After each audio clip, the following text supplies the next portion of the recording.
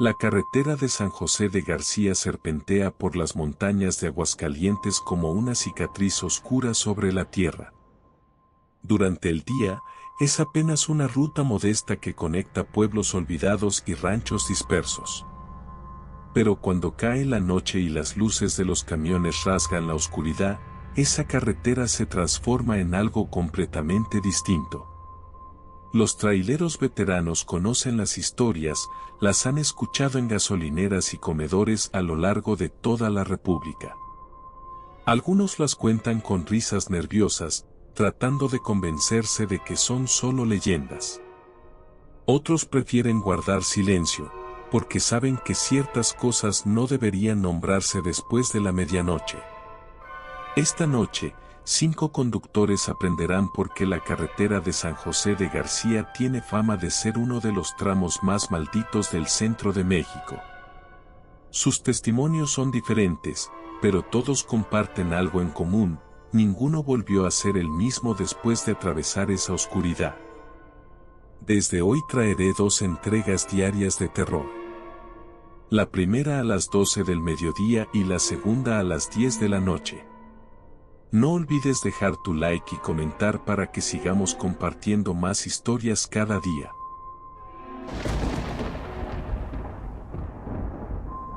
Ernesto había conducido durante 18 horas seguidas cuando finalmente entró al tramo de la carretera de San José de García. El cansancio le pesaba en los párpados como plomo derretido, pero faltaban apenas 40 kilómetros para llegar a Aguascalientes, donde podría descansar en un motel barato y dormir hasta el mediodía. Su tráiler llevaba electrodomésticos desde Guadalajara, carga ligera que apenas hacía que la suspensión del Kenworth se quejara en las curvas. La radio tocaba música norteña a bajo volumen, apenas lo suficiente para mantenerlo despierto sin distraerlo.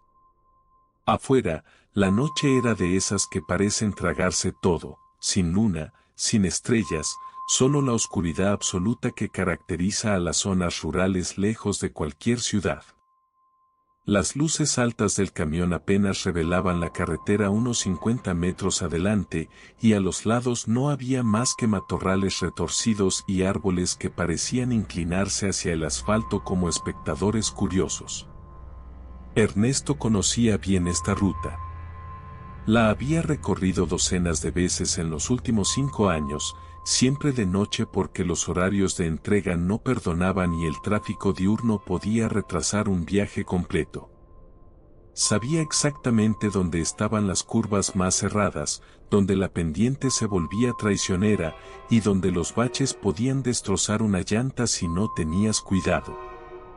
Por eso le extrañó tanto cuando, al tomar una curva pronunciada hacia la izquierda, notó algo que no recordaba haber visto antes. Eran luces. Faroles, para ser exactos. 3 puntos de luz amarillenta que brillaban en el carril contrario, viniendo directo hacia él. Al principio pensó que era otro camión, tal vez uno viejo con faros anticuados que daban esa tonalidad amarilla en lugar del blanco moderno de los LED. Pero algo no cuadraba.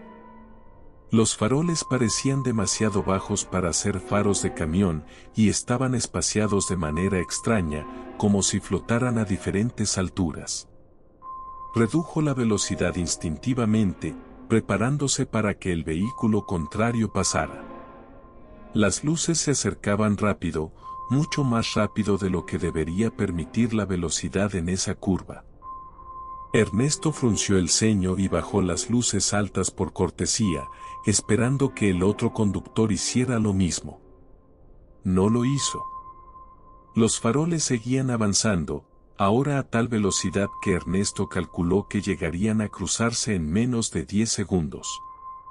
Apretó el volante con fuerza, manteniéndose bien en su carril, y contuvo la respiración.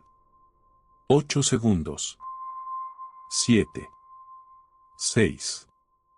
Los faroles brillaban cada vez más intensos, iluminando el interior de su cabina con ese resplandor amarillento y enfermizo.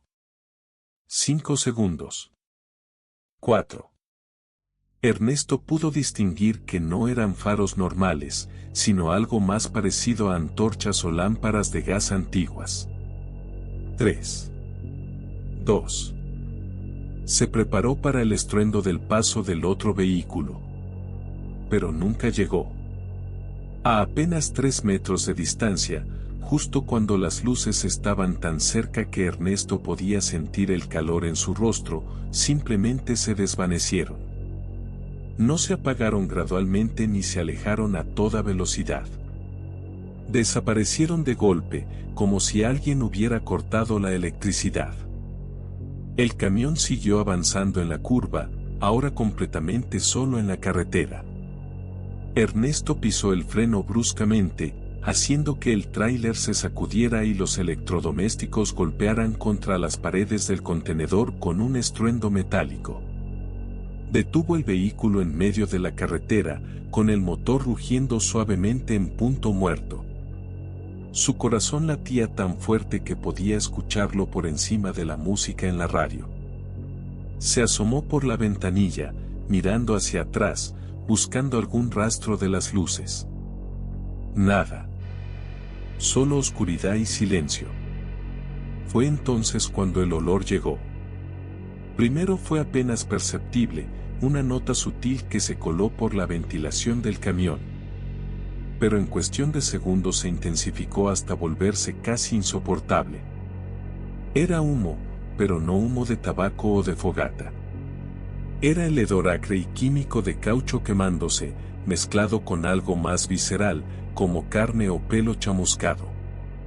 Ernesto tosió y se cubrió la nariz con la manga de su camisa, pero el olor parecía adherirse a todo, a su ropa, a su piel, al interior de la cabina. Abrió la ventanilla completamente, esperando que el aire fresco de la noche despejara el ambiente, pero el olor solo se hizo más fuerte. Era como si viniera de todas partes y de ninguna al mismo tiempo. Con manos temblorosas, Ernesto encendió todas las luces del camión, las altas, las de emergencia, las laterales. El resplandor iluminó la carretera vacía en ambas direcciones. No había señales de otro vehículo, no había marcas de frenado, no había absolutamente nada que explicara lo que acababa de ver. Pensó en bajar del camión para inspeccionar la zona, pero algo primitivo en su cerebro le gritó que no lo hiciera, que se mantuviera dentro de la cabina, que arrancara y siguiera conduciendo como si nada hubiera pasado. Obedeció a ese instinto. Soltó el freno, metió primera y aceleró lentamente, manteniendo la vista fija en el camino adelante. El olor a caucho quemado permanecía, pero ahora parecía seguirlo, como si estuviera pegado a las llantas del tráiler. Durante los siguientes 20 kilómetros, Ernesto condujo en completo silencio.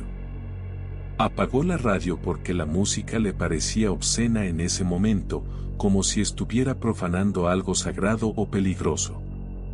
Cada sombra a los lados de la carretera parecía moverse, cada reflejo en los espejos retrovisores lo hacía saltar en su asiento. El olor finalmente comenzó a disiparse cuando salió del tramo montañoso y entró en terreno más plano, donde las luces de Aguascalientes empezaban a brillar débilmente en el horizonte. Pero incluso cuando llegó al motel y aparcó el camión en el estacionamiento iluminado, incluso cuando cerró la puerta de su habitación con llave y se sentó en la cama tratando de procesar lo que había visto, el recuerdo de esos 3 faroles amarillos acercándose en la oscuridad permanecía grabado en su mente. A la mañana siguiente, Ernesto inspeccionó su camión bajo la luz del sol. Todo parecía normal, excepto por una cosa que hizo que su estómago se revolviera. En el parabrisas, justo frente al asiento del conductor, había 3 marcas circulares. No eran suciedad ni polvo. Eran quemaduras perfectamente redondas, como si alguien hubiera presionado 3 cigarrillos encendidos contra el cristal desde afuera. Las marcas formaban un triángulo exacto, y cuando Ernesto pasó los dedos sobre ellas, todavía estaban tibias. Preguntó en la gasolinera más cercana si alguien más había visto luces extrañas en la carretera de San José de García. El despachador, un hombre mayor con arrugas profundas alrededor de los ojos, simplemente asintió con tristeza y dijo que esas luces aparecían cada cierto tiempo, siempre en la misma curva, siempre a la misma velocidad. Algunos decían que eran las linternas de una procesión fúnebre que ocurrió hace décadas, cuando un autobús lleno de peregrinos se desbarrancó exactamente en ese punto. Otros creían que eran las almas de los conductores que murieron en accidentes, condenados a repetir su último viaje por toda la eternidad. Ernesto no sabía qué creer, pero una cosa era segura, nunca más volvería a tomar esa ruta de noche. Y si alguna vez no tenía más remedio que hacerlo, mantendría las ventanas cerradas y los ojos fijos en el camino, sin importar qué luces aparecieran en el carril contrario.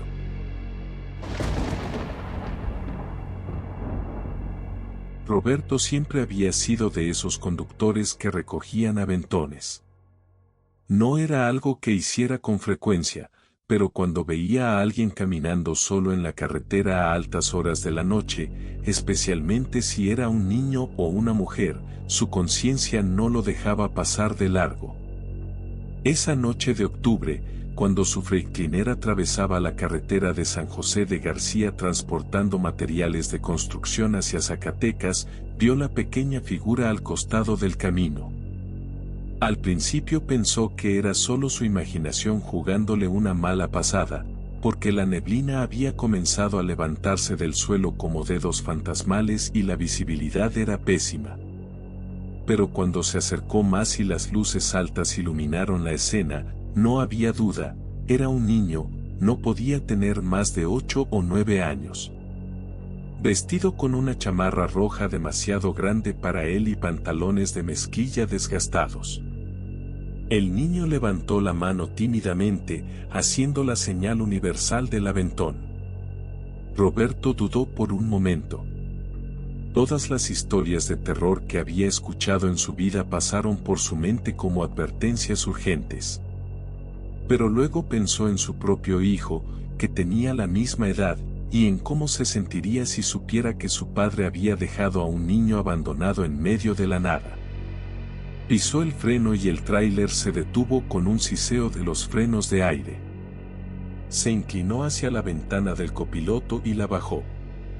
El aire nocturno entró junto con el olor a tierra húmeda y vegetación podrida. El niño se acercó corriendo, y Roberto pudo ver su rostro claramente bajo la luz interior de la cabina. Tenía mejillas regordetas y ojos oscuros que brillaban con lo que parecía ser alivio genuino. Su cabello negro estaba desordenado y tenía tierra en la frente, como si hubiera estado caminando durante horas. ¿Qué haces aquí solo a estas horas, muchacho?, preguntó Roberto, tratando de sonar amable pero firme. El niño se aferró a la puerta del camión y respondió con voz aguda y temblorosa: «Por favor, señor, necesito llegar al pueblo. Mi mamá está enferma y me mandó a buscar medicina, pero el carro se descompuso y llevo caminando desde hace mucho». Roberto sintió una punzada de compasión mezclada con sospecha. La historia era plausible, pero algo en la manera en que el niño la contaba, con palabras demasiado ensayadas, le generaba desconfianza. Aún así, no podía simplemente dejarlo ahí. «Sube», dijo finalmente, desbloqueando la puerta. El niño trepó ágilmente al asiento del copiloto, cerrando la puerta detrás de él con un golpe seco que resonó en la cabina. Roberto esperó a que el niño se abrochara el cinturón de seguridad, pero el pequeño simplemente se quedó sentado con las manos en el regazo, mirando hacia adelante con expresión vacía. «El cinturón», le recordó Roberto, señalando la correa. El niño giró la cabeza lentamente hacia él y sonrió, una sonrisa extraña que no alcanzaba sus ojos. «No hace falta», dijo con esa misma voz aguda, «no vamos muy lejos». Roberto frunció el ceño pero decidió no insistir. Metió el cambio y el tráiler comenzó a moverse nuevamente, tragándose la carretera bajo sus enormes llantas. Durante los primeros minutos, ninguno de los dos habló. Roberto mantenía la vista en el camino, consciente de cada curva y cada bache, mientras que el niño permanecía inmóvil en el asiento del copiloto, como una estatua de cera. ¿Cómo te llamas?, preguntó Roberto finalmente, tratando de romper el silencio incómodo. El niño no respondió de inmediato. Pasaron varios segundos antes de que dijera, sin girar la cabeza, Miguel. La respuesta fue tan seca y mecánica que Roberto sintió un escalofrío recorrerle la espalda. ¿Y tú, cómo te llamas?, continuó el niño, ahora girando completamente el cuerpo hacia Roberto. Había algo profundamente antinatural en la manera en que se movía, como si sus articulaciones no funcionaran del todo bien. Roberto, respondió el conductor, manteniendo el tono casual aunque su instinto le gritaba que algo estaba mal. Gusto en conocerte, Miguel. ¿Qué tan lejos está tu casa? El niño señaló vagamente hacia adelante. Justo pasando la curva grande. Ahí está el pueblo. Roberto asintió, aunque no recordaba ningún pueblo en las inmediaciones. La carretera de San José de García era notoriamente desolada en este tramo, con kilómetros y kilómetros de nada más que monte bajo y tierras abandonadas. Decidió encender la radio CB para reportar su posición y quizás recibir algo de compañía virtual de otros conductores en la frecuencia. La estática llenó la cabina mientras giraba el dial, buscando alguna conversación. Por fin encontró una señal clara y escuchó voces masculinas hablando sobre rutas y precios de combustible. Se relajó un poco con ese sonido familiar de fondo. Pero entonces, justo cuando estaba a punto de transmitir su propia posición, la radio CB emitió un sonido extraño. No era estática ni interferencia. Era una risa. Una risa infantil, aguda y cristalina, que sonaba exactamente como la de Miguel. Roberto volteó bruscamente hacia el niño, esperando verlo riéndose, pero Miguel seguía sentado en la misma posición, con las manos en el regazo y los ojos fijos en la carretera. Su boca estaba cerrada. No se movía en absoluto. La risa en la radio continuó, ahora más fuerte y más prolongada, con un tono burlón que hizo que los vellos de los brazos de Roberto se erizaran. ¿Oíste eso?, preguntó Roberto, su voz ahora tensa. Miguel finalmente volteó a mirarlo, y en ese momento Roberto notó algo aterrador: los ojos del niño no reflejaban luz. Eran completamente opacos, como dos canicas negras incrustadas en su rostro. Oí todo, respondió Miguel, y su voz sonaba diferente ahora, más profunda, más resonante, como si múltiples voces hablaran al unísono. Roberto sintió que el pánico comenzaba a apoderarse de él. Pisó el acelerador instintivamente, queriendo llegar a cualquier lugar con luces y gente lo antes posible. El velocímetro subió de 80 a 90, luego a 100 kilómetros por hora. El tráiler se sacudía peligrosamente en las curvas, pero Roberto no se atrevía a reducir la velocidad. «Tienes que dejarme aquí», dijo Miguel de repente, señalando hacia un punto específico en la carretera que se veía absolutamente idéntico a cualquier otro tramo. «Aquí es donde me bajo». Roberto no respondió. No quería detenerse. No quería estar un segundo más cerca de esa cosa que se hacía pasar por un niño. Pero sus manos, como si tuvieran voluntad propia, giraron el volante hacia el arcén y sus pies pisaron el freno. El camión se detuvo suavemente, perfectamente estacionado, aunque Roberto juraba que no había querido hacerlo. La risa en la radio CB se volvió ensordecedora, ahora acompañada de otras risas infantiles, docenas de ellas, todas mezclándose en una cacofonía demencial. Roberto apretó los ojos con fuerza, rezando cualquier oración que recordara de su infancia. Cuando finalmente reunió el valor para abrir los ojos y mirar hacia el asiento del copiloto, estaba vacío. No había ningún rastro de Miguel. La puerta seguía cerrada, el seguro activado. Era físicamente imposible que alguien hubiera salido sin hacer ruido o sin que Roberto lo notara. Pero el asiento estaba completamente vacío, excepto por una cosa, una pequeña mancha húmeda en el centro del cojín, como si alguien con ropa empapada hubiera estado sentado ahí. Roberto extendió la mano temblorosa y tocó la mancha. Estaba helada, mucho más fría que el aire nocturno, y tenía un olor familiar que no pudo identificar de inmediato. Luego lo supo, era el olor del agua estancada, el mismo olor que tienen los estanques llenos de algas y descomposición. La radio CB finalmente se quedó en silencio. Roberto la apagó con manos temblorosas y se quedó sentado en la oscuridad, escuchando solo el sonido de su propia respiración entrecortada y el motor del camión al ralentí. Le tomó casi media hora reunir el valor para continuar conduciendo. Cuando finalmente lo hizo, manejó con todas las luces encendidas y la radio CB apagada, sin atreverse a mirar hacia el asiento del copiloto. Al día siguiente, cuando contó la historia en un comedor de carretera, un viejo trailero con cicatrices en el rostro le dijo que no era el primero. Varios conductores habían recogido al mismo niño en la carretera de San José de García a lo largo de los años.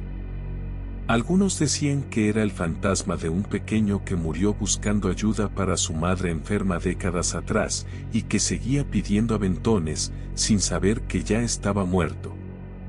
Otros creían que era algo más oscuro, algo que usaba la apariencia de un niño para entrar a los vehículos.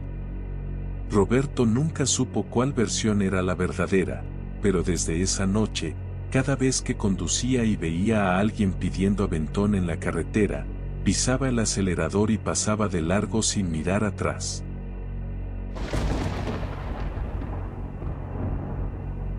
Julio era un conductor metódico que seguía las mismas rutinas en cada viaje. Salía siempre a las 8 de la noche de Guadalajara, paraba exactamente a la 1 de la madrugada para tomar café y estirar las piernas, y llegaba a su destino en Aguascalientes justo cuando el sol comenzaba a salir. Llevaba 10 años haciendo la misma ruta, transportando muebles para una empresa familiar, y conocía cada pueblo, cada gasolinera y cada restaurante de carretera en el camino. Era un trabajo monótono pero confiable, y Julio valoraba la confiabilidad por encima de todo. Esa noche de noviembre, cuando su Volvo atravesaba la carretera de San José de García, todo parecía completamente normal. La temperatura había bajado considerablemente y podía ver su aliento condensándose en el aire cada vez que exhalaba. La calefacción del camión funcionaba perfectamente, manteniendo la cabina cálida y acogedora mientras afuera el mundo se congelaba lentamente. Eran exactamente las 12:37 de la madrugada cuando Julio vio las primeras figuras.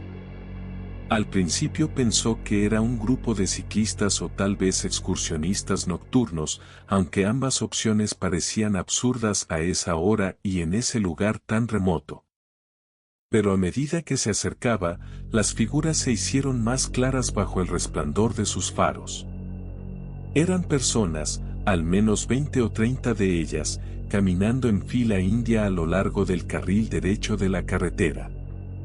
Todas vestían túnicas o capas largas de color negro que les llegaban hasta los tobillos, y todas llevaban las capuchas levantadas, ocultando completamente sus rostros.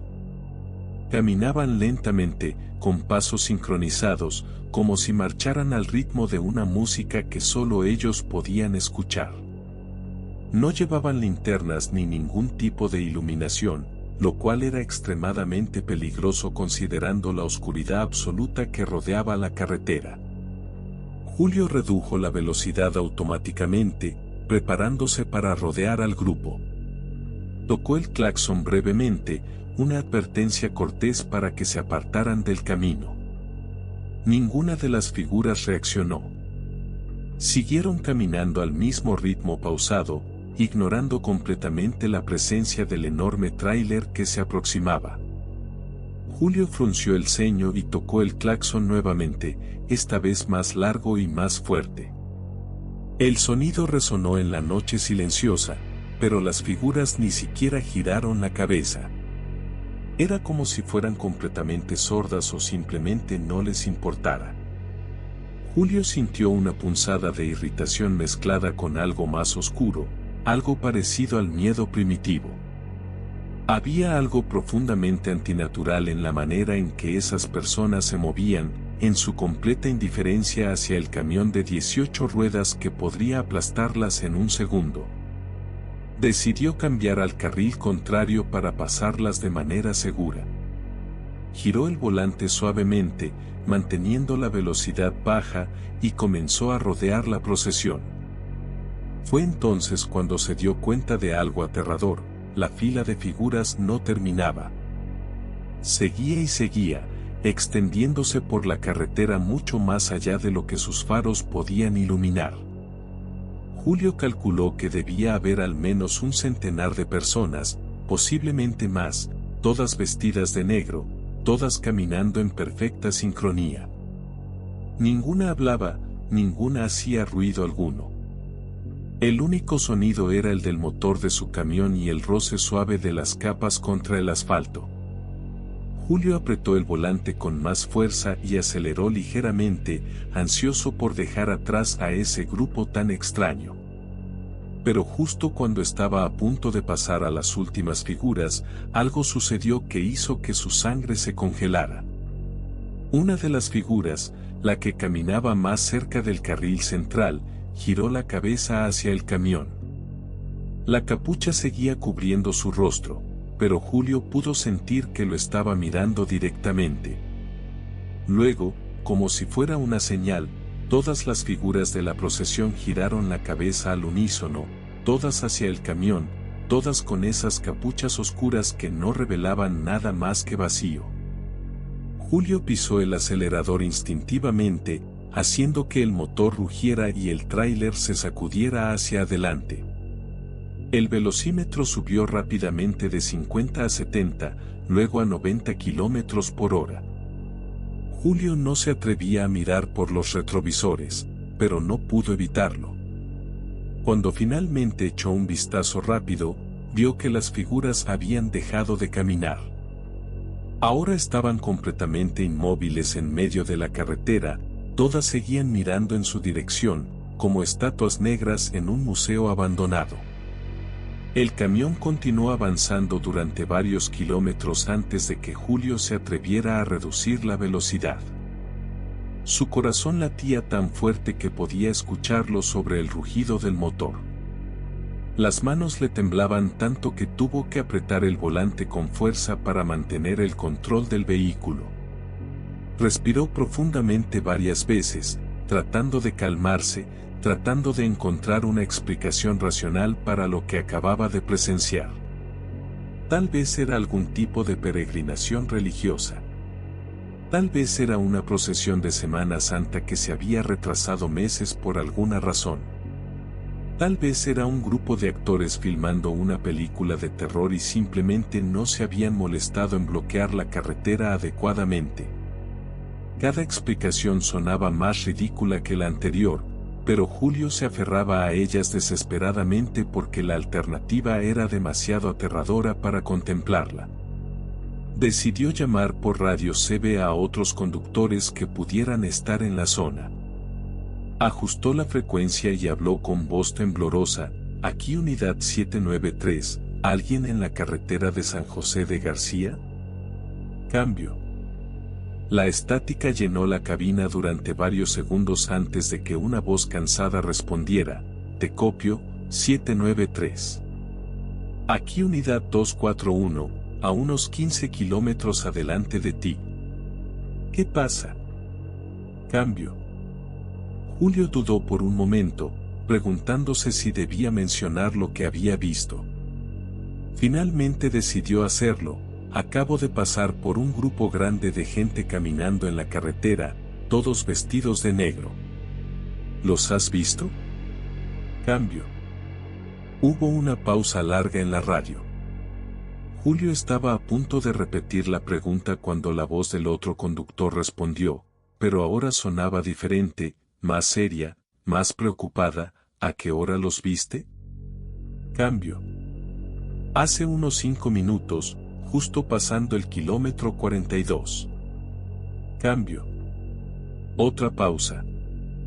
Julio podía escuchar interferencia estática mezclada con algo que sonaba como respiración entrecortada. Finalmente, la voz volvió. Amigo, no había nadie en esa carretera cuando pasé hace 20 minutos. Estaba completamente vacía. Si viste lo que creo que viste, entonces tropezaste con la procesión. Cambio. Julio sintió que su estómago se contraía. ¿La procesión?, preguntó, aunque parte de él no quería saber la respuesta. Cambio. El otro conductor suspiró profundamente antes de responder. Es una leyenda vieja de esta carretera.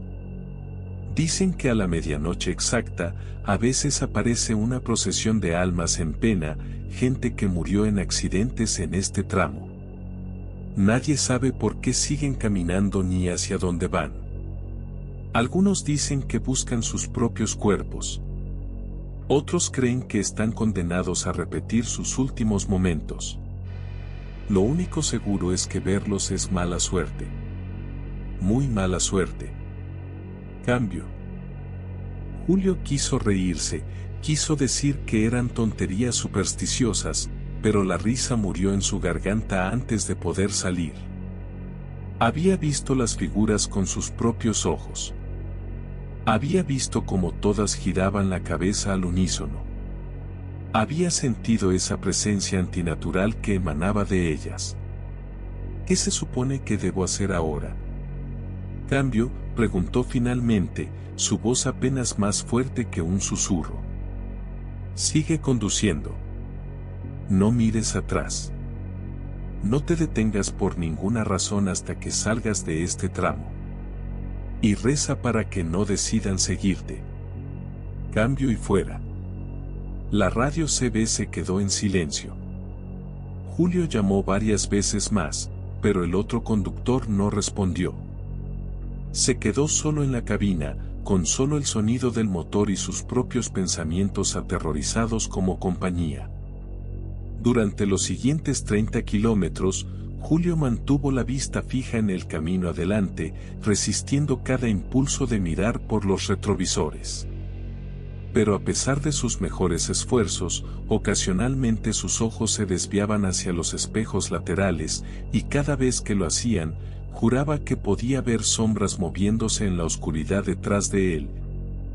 Figuras negras que parecían mantener el ritmo del camión sin esfuerzo. Cuando finalmente salió del tramo montañoso y entró en la carretera principal hacia Aguascalientes, las primeras luces de la civilización aparecieron en el horizonte como faros de salvación.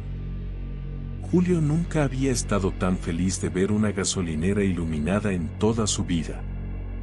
Se detuvo allí, apagó el motor, y se quedó sentado en la cabina durante casi una hora, simplemente respirando y tratando de convencerse de que todo había sido producto de su imaginación.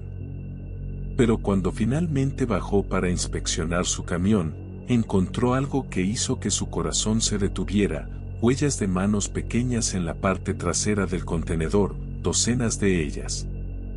Impresas en el polvo como si múltiples personas hubieran estado empujando el camión desde atrás.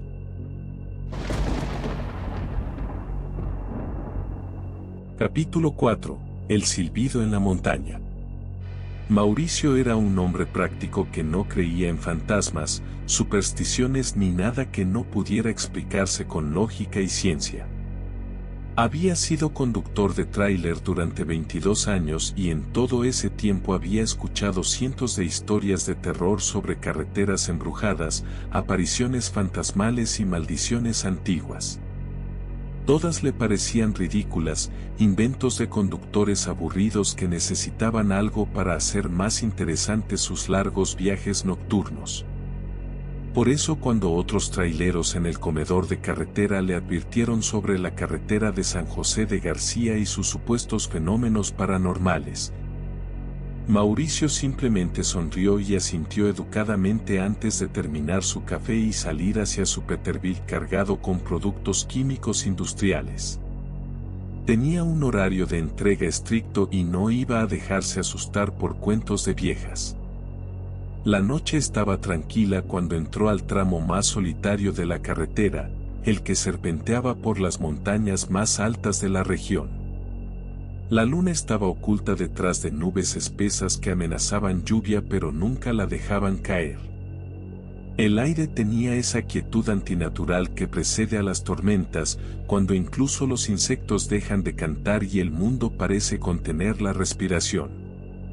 Mauricio conducía con las ventanas abiertas porque le gustaba el aire fresco y porque la calefacción del camión tendía a hacer que se sintiera somnoliento.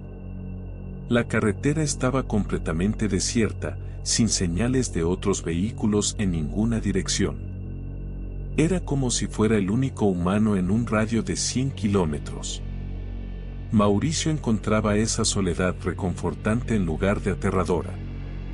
Le permitía pensar con claridad, hacer planes para el futuro, reflexionar sobre su vida sin las distracciones constantes del mundo moderno. Fue aproximadamente a la 1:15 de la madrugada cuando escuchó el primer silbido. Al principio pensó que era el viento colándose por alguna rendija del camión, un fenómeno común en vehículos más viejos.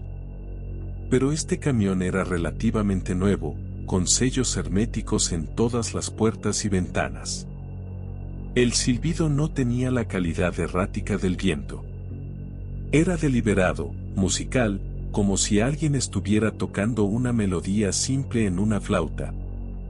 Mauricio frunció el ceño y cerró parcialmente las ventanas, pensando que quizás el sonido venía de afuera.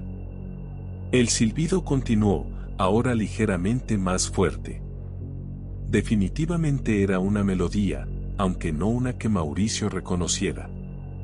Tenía un tono melancólico, casi triste, que hacía que sintiera una opresión extraña en el pecho. Giró el volumen de la radio para ahogar el sonido, pero el silbido simplemente se ajustó, volviéndose más intenso para competir con la música. Mauricio apagó la radio completamente y se concentró en identificar de dónde venía el sonido. Parecía moverse. A veces sonaba como si viniera del lado izquierdo del camión, luego se trasladaba hacia la derecha, luego hacia atrás, luego hacia adelante. Era como si la fuente del silbido estuviera rodeando constantemente el vehículo, manteniéndose siempre justo fuera del alcance visual. Mauricio bajó completamente las ventanas y asomó la cabeza hacia afuera, tratando de ver si había alguien o algo en la carretera. No había nada.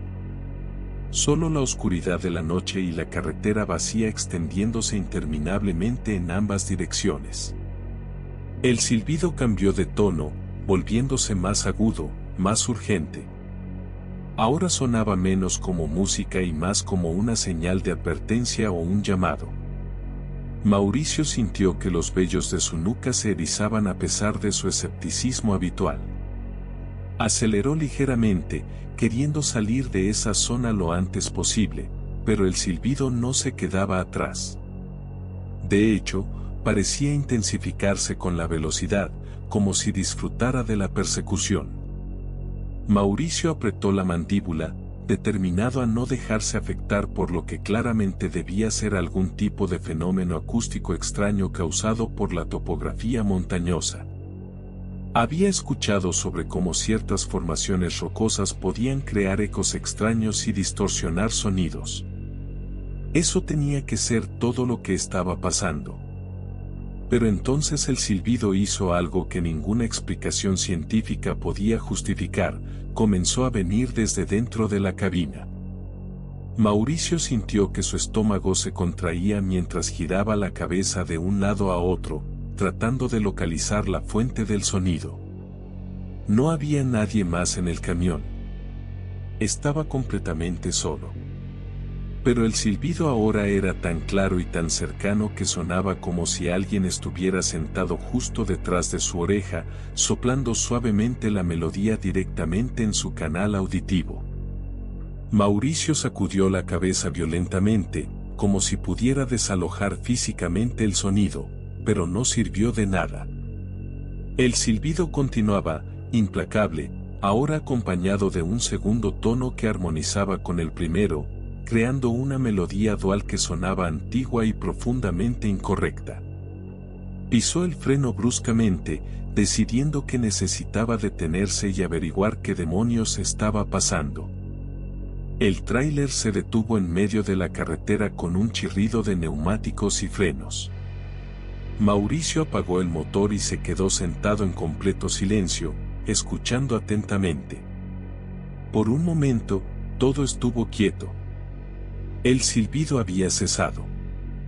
Mauricio exhaló con alivio, convenciéndose de que había sido solo su imaginación exacerbada por el cansancio y la soledad.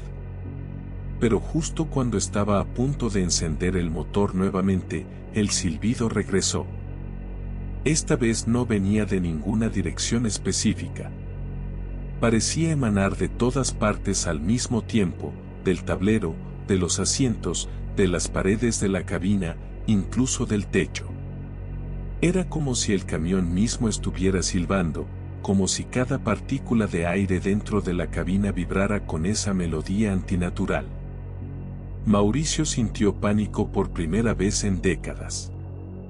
Abrió la puerta del conductor bruscamente y saltó fuera del camión, aterrizando en el asfalto frío con un golpe que resonó en la noche silenciosa.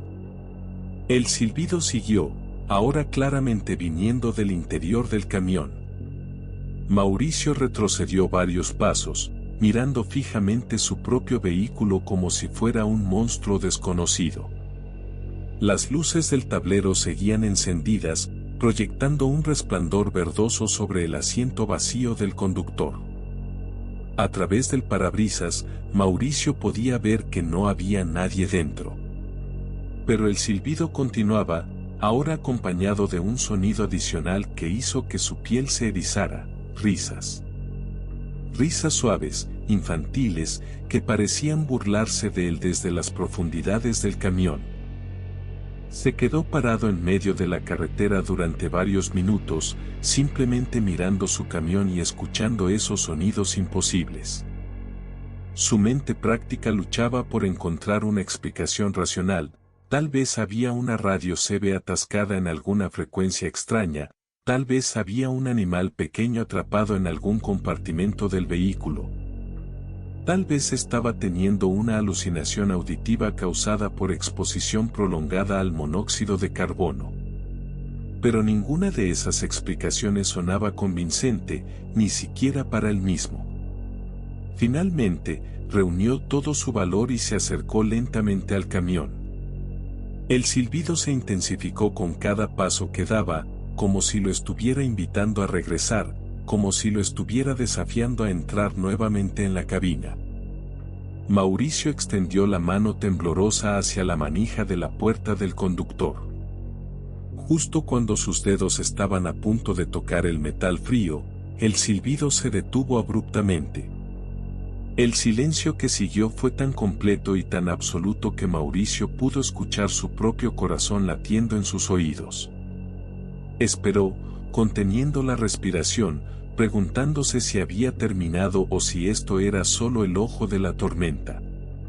Pasaron 30 segundos. 1 minuto.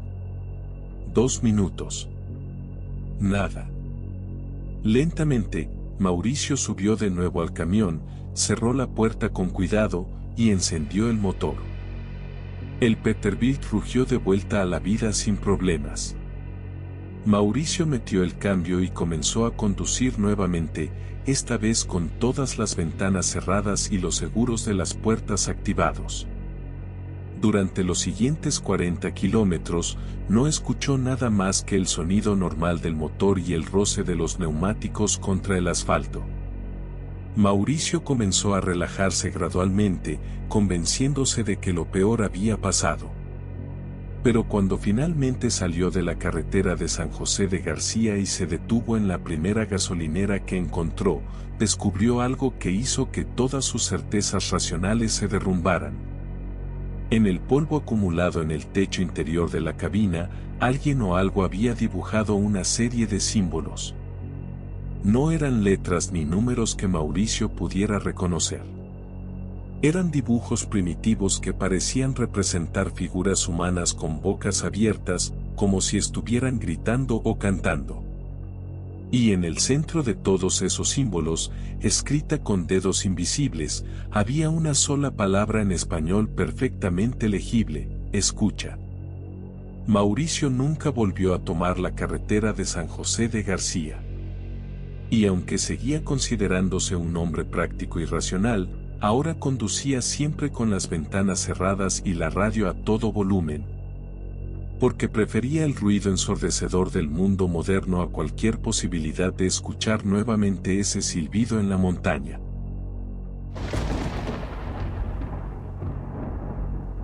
Fernando había escuchado todas las advertencias sobre el kilómetro 13 de la carretera de San José de García. Los otros conductores en el sindicato le habían contado las historias con voces solemnes y expresiones serias, un tramo específico de la carretera donde la geometría del espacio parecía distorsionarse, donde las sombras se movían con vida propia, y donde una presencia inmensa y maligna acechaba entre los árboles. Fernando, siendo nuevo en la ruta y todavía tratando de probar su valía entre los veteranos, había recibido esas historias con una mezcla de curiosidad y desdén. Creía que eran exageraciones diseñadas para asustar a los novatos, parte de la iniciación informal que todos los conductores jóvenes tenían que soportar. Por eso, cuando su supervisor le asignó un viaje nocturno que requería atravesar exactamente ese tramo, Fernando aceptó sin dudarlo, ansioso por demostrar que no se dejaba intimidar por supersticiones tontas. Su International OnStar llevaba maquinaria pesada desde Aguascalientes hacia el norte, una carga que hacía que el camión se sintiera más estable pero menos ágil. Fernando prefería ese peso extra porque significaba menos probabilidad de que el viento lateral lo desestabilizara en las curvas cerradas. La noche había comenzado sin incidentes, con clima claro y tráfico inexistente. Fernando escuchaba un podcast de crímenes reales mientras conducía, encontrando cierto confort en las voces calmadas de los presentadores discutiendo asesinatos y misterios sin resolver. Era extraño, pensaba, cómo las historias de horror real podían ser reconfortantes cuando estaba solo en una carretera oscura, tal vez porque al menos esas historias tenían explicaciones. Criminales con motivos comprensibles y víctimas con nombres reales. Estaba exactamente a las 2:23 de la madrugada cuando su GPS comenzó a comportarse de manera extraña. La pantalla parpadeó varias veces, luego mostró su ubicación como kilómetro 0, luego kilómetro 350, luego simplemente dejó de funcionar por completo. Fernando golpeó ligeramente el dispositivo con el dedo, pero no respondió. Suspiró con frustración y decidió confiar en su memoria de la ruta. No necesitaba GPS para saber que pronto llegaría al famoso kilómetro 13. De hecho, mientras pensaba en eso, vio el marcador verde iluminado por sus faros, KM13. Era solo un letrero normal, sin nada distintivo o amenazador. Fernando casi se rió en voz alta de su propia tensión anticipatoria. Esto iba a ser pan comido. Los primeros metros del kilómetro 13 parecían completamente normales. La carretera continuaba recta, flanqueada por árboles altos a ambos lados que creaban un túnel natural de vegetación. Fernando mantuvo una velocidad constante de 80 kilómetros por hora, perfectamente dentro del límite permitido. El podcast continuaba en segundo plano, ahora discutiendo la psicología de los asesinos seriales. Pero entonces, justo cuando el narrador estaba explicando el concepto de escalada en el comportamiento criminal, el audio comenzó a distorsionarse. Las voces se ralentizaron, volviéndose graves y arrastradas, luego se aceleraron hasta convertirse en chillidos agudos e incomprensibles. Fernando apagó el teléfono con molestia, pensando que era un problema con la conexión Bluetooth. El silencio que siguió fue inmediato y absoluto. Fue en ese silencio cuando Fernando notó la sombra. Al principio era apenas perceptible, solo una oscuridad ligeramente más densa entre los árboles a su derecha. Pero mientras observaba, la sombra pareció crecer, elevándose entre los troncos como humo negro y espeso. Fernando parpadeó varias veces, convencido de que sus ojos le estaban jugando una mala pasada después de tantas horas de conducción. Pero la sombra seguía ahí, ahora claramente definida contra el fondo más claro del bosque nocturno. No era solo una sombra normal causada por la ausencia de luz.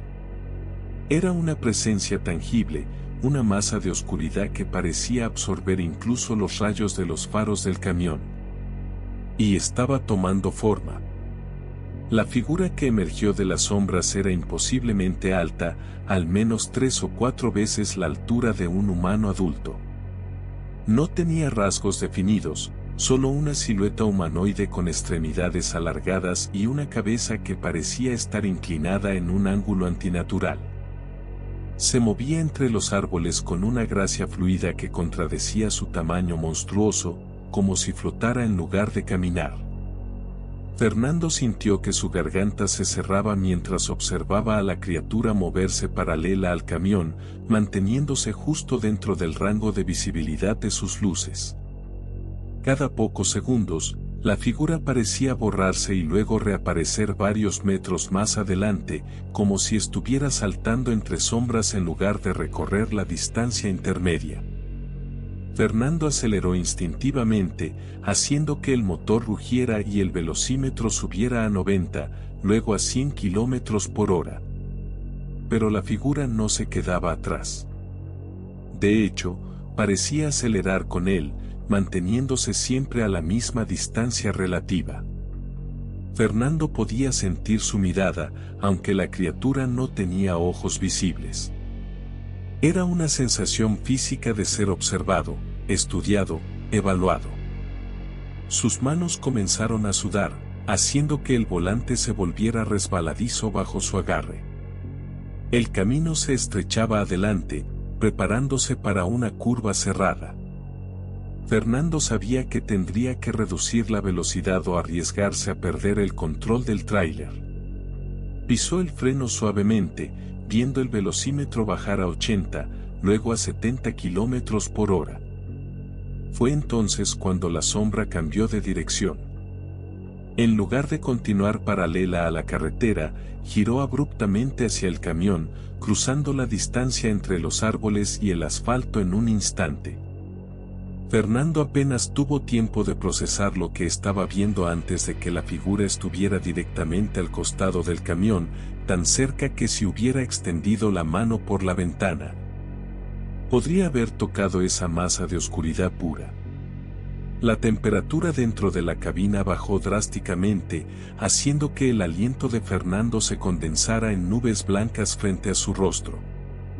Las ventanas comenzaron a empañarse desde adentro, cubriéndose rápidamente de una capa de escarcha a pesar de que la calefacción estaba al máximo.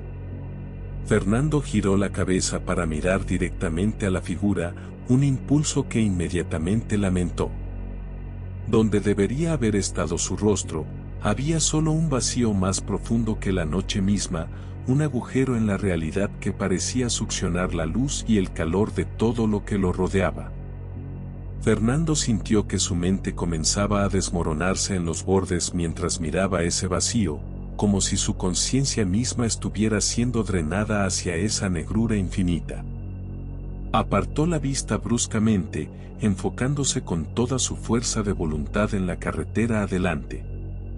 Pero podía sentir a la criatura todavía allí, moviéndose junto al camión, tan cerca que ocasionalmente su forma borrosa bloqueaba la luz de los faros laterales. El kilómetro 13 parecía extenderse infinitamente. Fernando estaba seguro de que ya había recorrido al menos 2 o 3 kilómetros desde que vio el marcador, pero el siguiente poste kilométrico no aparecía. Era como si estuviera atrapado en un segmento de carretera que se repetía una y otra vez, un bucle temporal del que no podía escapar. La figura gigante seguía acompañándolo, ocasionalmente moviéndose al frente del camión, luego hacia atrás, luego al otro lado, siempre manteniéndose justo en el límite de su visión periférica. Fernando comenzó a rezar en voz alta, recitando cualquier oración que recordara de su infancia católica, mezclando Ave Marías con Padres Nuestros en una letanía desesperada. Su voz sonaba pequeña y patética en el silencio opresivo de la cabina. Entonces, tan abruptamente como había comenzado, todo terminó. La figura desapareció entre los árboles, disolviéndose como humo en el viento. La temperatura dentro de la cabina comenzó a normalizarse. El hielo en las ventanas se derritió instantáneamente, dejando solo gotas de agua que corrían por el cristal. Y finalmente, Fernando vio el marcador que había estado buscando desesperadamente, km-14. Lo había logrado. Había sobrevivido al kilómetro 13. Redujo la velocidad gradualmente, todavía temblando de pies a cabeza, y detuvo el camión en el arcén. Necesitaba un momento para recuperarse, para convencerse de que todo había sido real y al mismo tiempo intentar olvidarlo lo antes posible. Se quedó sentado en la oscuridad durante varios minutos, simplemente respirando y tratando de calmarse. Cuando finalmente se sintió lo suficientemente estable como para continuar, encendió el motor y revisó los espejos retrovisores antes de incorporarse nuevamente a la carretera. Fue entonces cuando lo vio, marcas en el parabrisas. No eran rasguños ni grietas. Eran impresiones de manos, enormes manos con dedos largos y delgados que se extendían mucho más allá de las proporciones humanas normales.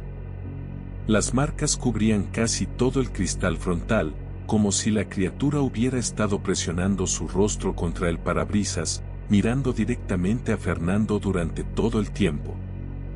Algunas de las huellas todavía estaban húmedas, dejando un residuo oscuro y viscoso que se deslizaba lentamente hacia abajo. Fernando condujo el resto de la noche con esas marcas en su parabrisas, incapaz de limpiarlas porque cada vez que intentaba usar los limpiaparabrisas, solo se esparcían más, creando patrones más grandes y más complejos. Cuando llegó a su destino al amanecer, inmediatamente llevó el camión a un lavado profesional. Los trabajadores trataron de limpiar el parabrisas con múltiples químicos y máquinas especializadas, pero las marcas no desaparecían completamente. Incluso después de horas de trabajo, todavía se podían ver los contornos débiles de esas manos gigantes cuando la luz del sol incidía en el ángulo correcto. Fernando terminó reemplazando todo el parabrisas, un gasto considerable que tuvo que pagar de su propio bolsillo. Después de esa noche, Fernando comenzó a rechazar cualquier viaje que requiriera atravesar la carretera de San José de García. Eventualmente tuvo que cambiar de rutas por completo, perdiendo algunos de sus mejores contratos en el proceso. Pero no le importaba. Había visto algo en ese kilómetro 13 que no debería existir, algo que desafiaba todas las leyes de la física y la razón. Y sabía, con una certeza absoluta que le helaba la sangre, que esa presencia todavía estaba allá afuera, esperando en el kilómetro 13, observando la carretera con su mirada de vacío infinito. Lista para revelar su forma monstruosa al próximo conductor solitario que tuviera la mala fortuna de atravesar ese tramo maldito en la oscuridad de la madrugada. Los otros conductores del sindicato notaron el cambio en Fernando. Ya no era el joven confiado y escéptico que había sido antes. Ahora hablaba en voz baja, evitaba el contacto visual prolongado, y se estremecía visiblemente cada vez que alguien mencionaba la carretera de San José de García. Cuando finalmente reunió el valor para contar su historia completa en una reunión de conductores veteranos, nadie se rió ni cuestionó su cordura. En cambio, varios hombres mayores asintieron con gravedad, reconociendo en sus ojos que ellos también habían visto cosas similares. Uno de ellos, un conductor retirado con cicatrices profundas en las manos y una mirada distante, se acercó a Fernando después de la reunión y le susurró algo que lo perseguiría por el resto de su vida. La sombra no solo te sigue en la carretera, muchacho. Una vez que te marca, te sigue a todas partes. Aprende a vivir con esa sensación de ser observado, porque nunca desaparecerá por completo. Fernando descubrió que el viejo conductor tenía razón. Incluso meses después del incidente, ocasionalmente sentía esa presencia familiar, en estacionamientos oscuros, en su propia casa durante las noches sin luna. En cualquier lugar donde las sombras se acumulaban lo suficientemente densas. Nunca volvió a ver la figura completa como esa noche en el kilómetro 13, pero sabía que estaba allí, observando desde los rincones de su visión periférica, esperando pacientemente. Algunos conductores que pasaron por el kilómetro 13 después de Fernando reportaron experiencias similares. Otros desaparecieron por completo, sus camiones encontrados abandonados en el arcén con las puertas abiertas y ninguna señal de los conductores, excepto por marcas de manos gigantes en los parabrisas y un olor persistente a ozono y descomposición. La carretera de San José de García continuó cobrándose víctimas, una tras otra, año tras año. Las autoridades estatales ocasionalmente consideraban cerrar ese tramo específico o al menos instalar más iluminación, pero los estudios de tráfico siempre concluían que no era económicamente viable. Y así el kilómetro 13 permanecía, esperando en la oscuridad, con su sombra gigante acechando entre los árboles, lista para revelarse a cualquier alma desafortunada que se atreviera a atravesar su dominio cuando el reloj marcara las horas más oscuras de la noche. Fernando sabía que eventualmente tendría que regresar a esa carretera, que su trabajo lo llevaría inevitablemente de vuelta allí. Y cuando ese día llegara, no sabía si tendría el valor de atravesar el kilómetro 13 nuevamente, o si simplemente se rendiría y tomaría una ruta alternativa que añadiría horas a su viaje pero le garantizaría mantener su cordura intacta. Por ahora, seguía conduciendo otras rutas, otras carreteras, pero siempre con un ojo vigilante en los espejos retrovisores, siempre atento a cualquier sombra que pareciera demasiado grande, demasiado oscura, demasiado viva para ser natural. Porque una vez que has visto lo que acecha en la carretera de San José de García, nunca vuelves a mirar las sombras de la misma manera. Y nunca, jamás, vuelves a sentirte verdaderamente solo en la oscuridad. Estas 5 historias son solo una muestra de los innumerables testimonios que rodean a la carretera de San José de García. Cada conductor que atraviesa ese tramo maldito lleva consigo sus propias experiencias, sus propios encuentros con lo inexplicable. Algunos prefieren guardar silencio, temiendo que contar sus historias les dé más poder a esas presencias.